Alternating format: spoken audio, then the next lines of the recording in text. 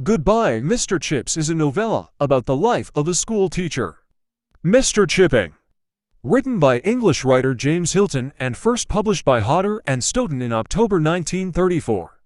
It has been adapted into feature films and to television presentations. Author, James Hilton. Illustrator, Ethel Bip Parascanner. Psychological fiction. Publisher Little, Brown US, Hodder and Stoughton UK. Publication date: June 1934 US, October 1934 UK. The story was originally issued in 1933 as a supplement to the British Weekly, an evangelical newspaper. It came to prominence when it was reprinted as the lead piece of the April 1934 issue of the Atlantic Monthly. The success of the Atlantic Monthly publication prompted a book deal between the author and the U.S. publisher Little, Brown and Company, who published the story in book form for the first time in June 1934. Published during the Great Depression, Little, Brown cautiously released a small first print run.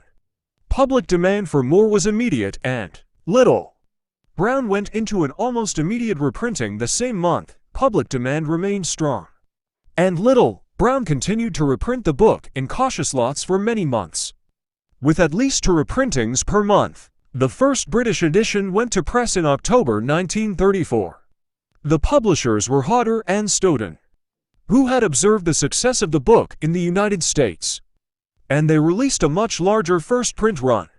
It sold 15,000 copies on the day of publication, and they quickly found themselves going into reprints, as the reading public's demand for the book proved insatiable. With the huge success of this book, James Hilton became a best-selling author, too. In 1938, he published a sequel, To You, Mr. Chips, 3. Plot summary: this section possibly contains original research.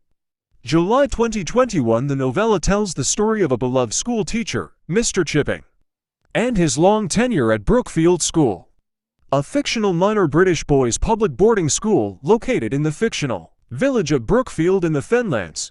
Chips, as the boys call him, is conventional in his beliefs and exercises firm discipline in the classroom. His views broaden, and his pedagogical manner loosens after he marries Catherine, a young woman whom he meets on holiday in the Lake District. Catherine charms the Brookfield teachers and headmaster and quickly wins the favor of Brookfield's pupils. Their marriage is brief. She dies in childbirth and he never remarries or has another romantic interest. One of the themes of the book is that Chipping so outlasts all of his peers that his brief marriage fades into myth, and few people know him as anything other than a confirmed and lonely bachelor. Despite Chipping's mediocre credentials and his view that classic Greek and Latin, his academic subjects are dead languages, he is an effective teacher who becomes highly regarded by pupils and the school's governors.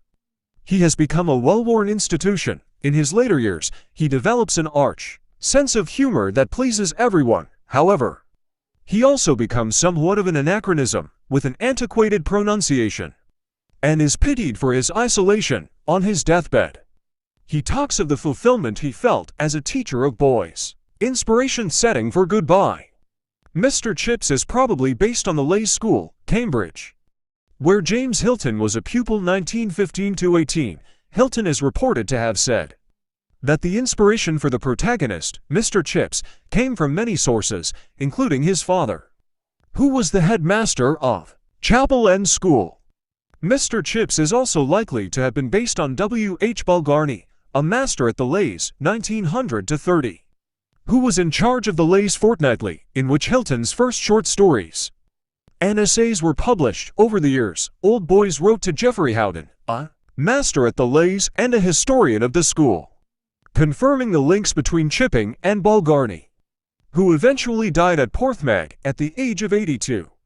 Balgarny had been linked with the school for 51 years, and spent his last years in modest lodgings nearby. Like Mr. Chips, Balgarny was a strict disciplinarian, but would also invite boys to visit him for tea and biscuits.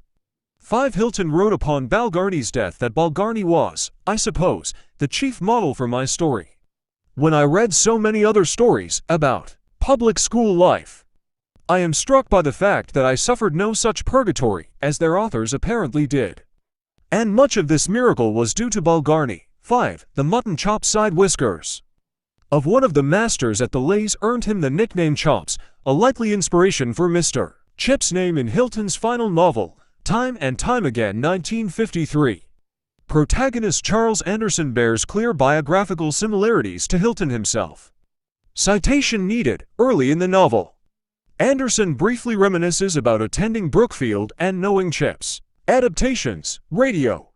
A 50-minute adaptation by James Hilton and Barbara Burnham was broadcast on the BBC National program at 20 o'clock on the 23rd of July 1936, with Richard Golden in the title part and a cast that included Norman Shelley, Ronald Simpson, Louis Shaw and Hermione Hannon. 6.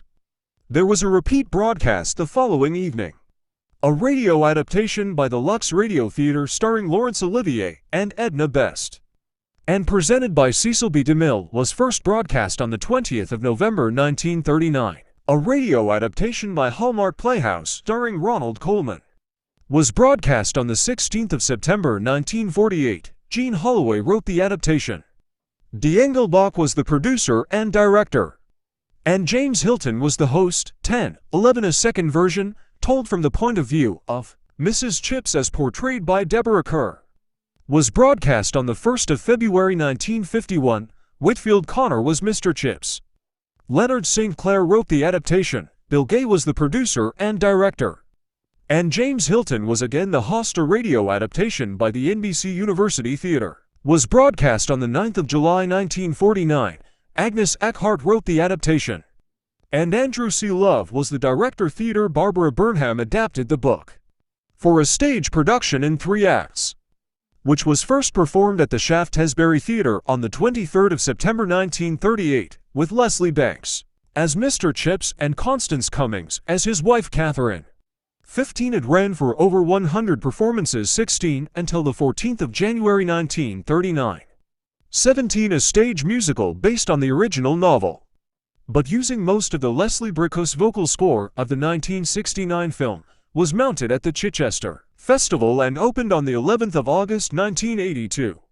The book was by Roland Stark and the production was directed by Patrick Garland and Christopher Selby. Among the Chichester Festival cast were John Mills as Mr. Chips, Colette Gleason as Kathy, Nigel Stock as Max, Michael Sadler and Robert Meadmore in supporting roles, and 20 local schoolboys, including Kevin Farrar, who was selected by Bricusse to sing the final verse of the iconic school song, which features on the original cast album, which was recorded on the That's Entertainment Records label Ter 1025 at Abbey Road Studios in London on 17/18 August 1982. JJ Records also have a release of it. Citation needed. 1939 Filmline article, Goodbye, Mr. Chips. 1939 film. This version stars Robert Donat, Greer Garson, Terry Kilburn, John Mills, and Paul Henright. Donat won an Academy Award for Best Actor for his performance in the lead role, beating Clark Gable, James Stewart, Laurence Olivier, and Mickey Rooney, while some of the incidents depicted in the various screen adaptations do not appear in the book. This film is generally faithful to the original story. The exteriors of the buildings of the fictional Brookfield School were filmed at Repton School, 1819, an independent school at the time of filming, for boys only, located in the village of Repton, in Derbyshire, in the Midlands area of England. Whilst the interiors, school courtyards, and annexes, including the supposedly exterior shots of the Austrian Tyrol Mountains, were filmed at Denham Film Studios, 20 near the village of Denham in Buckinghamshire. Around 200 boys from Repton School stayed on during the school holidays, so that they could appear in the film. 21 1969 Filmline article, Goodbye, Mr. Chips. 1969 film. In 1969, a musical film version appeared, starring Peter O'Toole and Petula Clark, with songs by Leslie Bricusse and an underscore by John Williams. In this version, the character of Catherine is greatly expanded, and the time setting of the story is moved forward several decades, with Chip's career beginning in the early 20th century and his later career covering World War II. Rather than World War I, O'Toole and Clark's performances were widely praised, At the 42nd Academy Awards, O'Toole was nominated for the Academy Award for Best Actor, and he won the Golden Globe Award for Best Actor in a Musical or Comedy.